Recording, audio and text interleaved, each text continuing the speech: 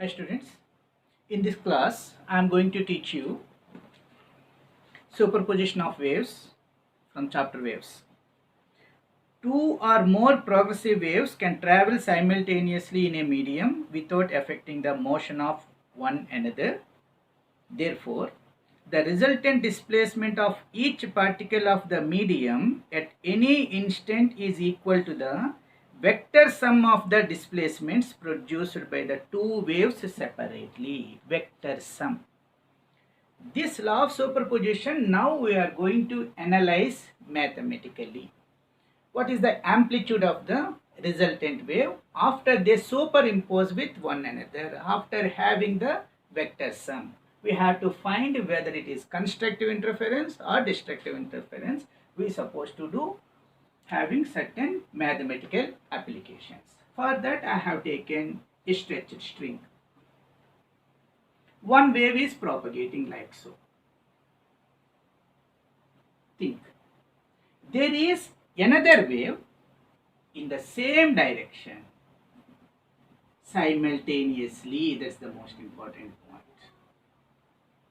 In this case, two waves have same amplitude, same angular frequency, same wavelength and same velocity. But there is no difference, phase difference over there.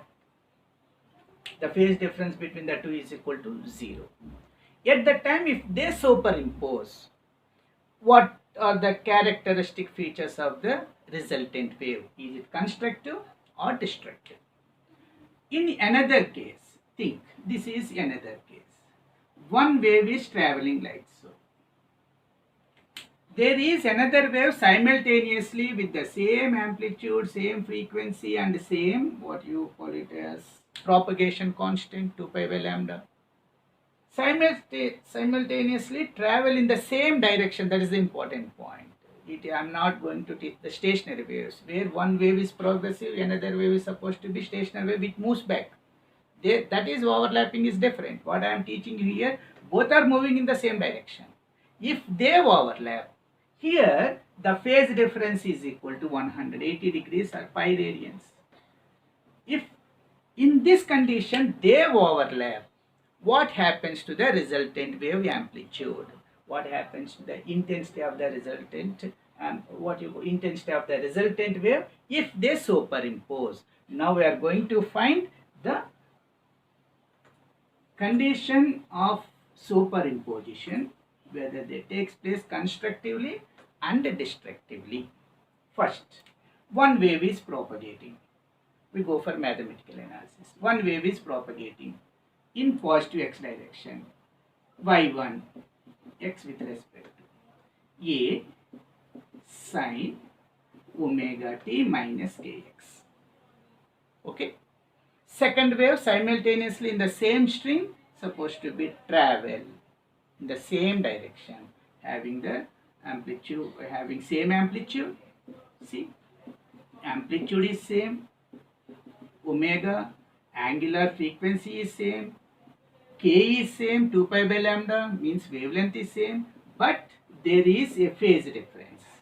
Initially, at the time they are supposed to start, what is the phase difference between the two? That is represented here as phi.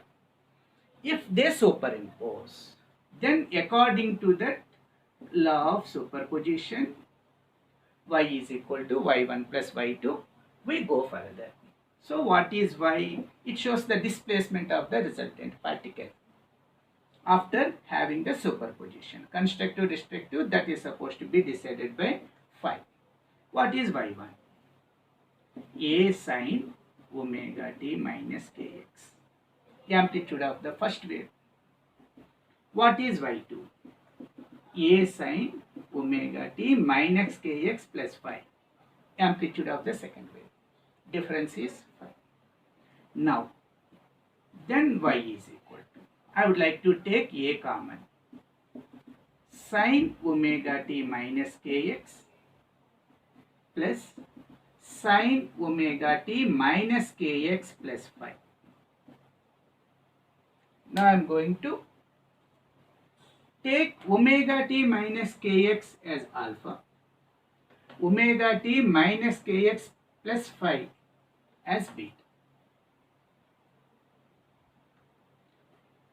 Doesn't it look like sine alpha plus sine beta?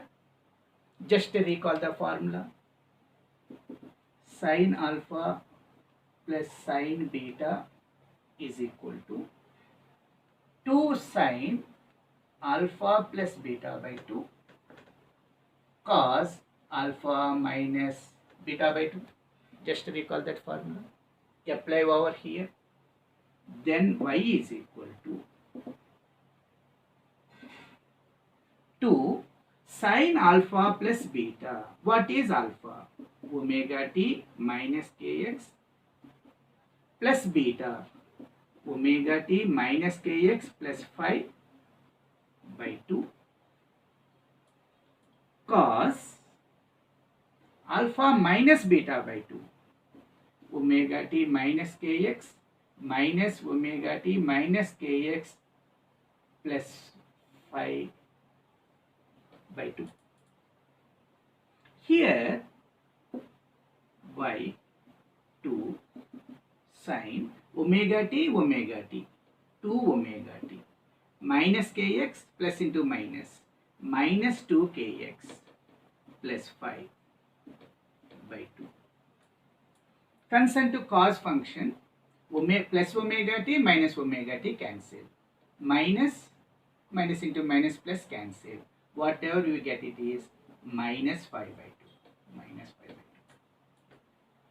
2. Next, y is equal to 2 into a sine. 2 is common for the 3. 2 cancel. Omega t 2 cancel. Minus kx and phi by 2. As cos is always positive, it intercepts that positive y. So cos minus phi could be written as cos phi by 2. Cos minus phi could be written as cos phi. So it could be written as cos phi by 2. This I just interchange for our convenience. Whatever cos phi by 2, I would like to write it here. And after that, sine omega t minus kx plus phi by 2. This is the equation for wave equation for the resultant wave after the superposition of two waves which are traveling in the same string simultaneously, having the same frequency, same wavelength and same velocity. Okay, now we analyze this on what factors the resultant what you call it as amplitude depends. See, I have taken one wave like this. It is traveling.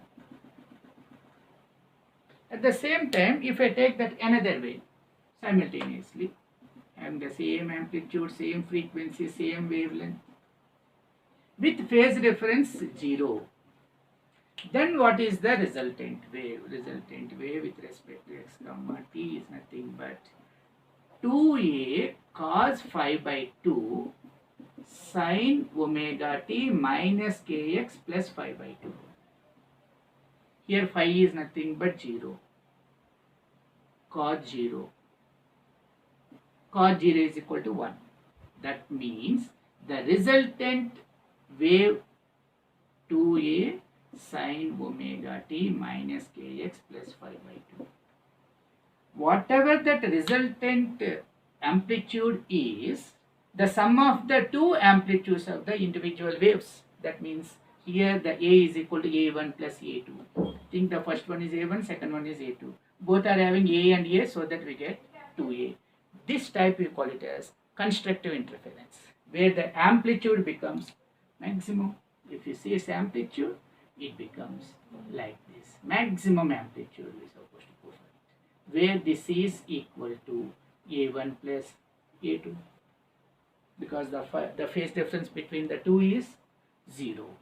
If they have the phase difference, one wave is moving like this,